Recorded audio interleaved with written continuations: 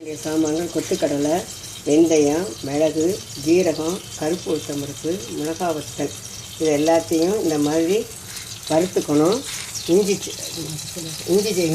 இஞ்சியை சாறு எடுத்து வச்சுக்கணும். எலுமிச்சம்பழத்தையும் சாறு எடுத்து வச்சுக்கணும்.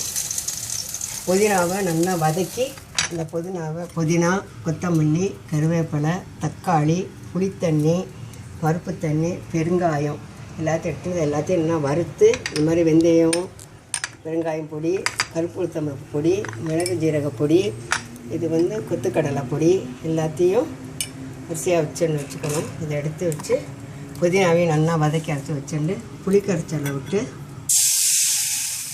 ரசப்பொடி கொஞ்சமாக ரசப்பொடியும் போட்டு உப்பு, கருவேப்பிலை, தக்காளி, பெருங்காயம் இது மாதிரி போட்டு நல்லா கொதிக்க வச்சுட்டு இந்த மாதிரி கொதித்து சுண்டினதுக்கப்புறம் இதில் பருப்பு கிழத்தை கொட்டி நல்லா அப்படி சுண்டிடணும்.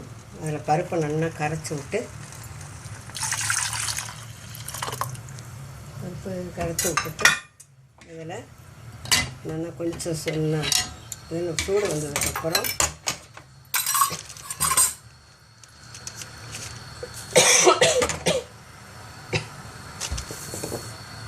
அப்படி சூடு வந்ததுக்கப்புறம் இறக்கி வச்சு இஞ்சி சாறு,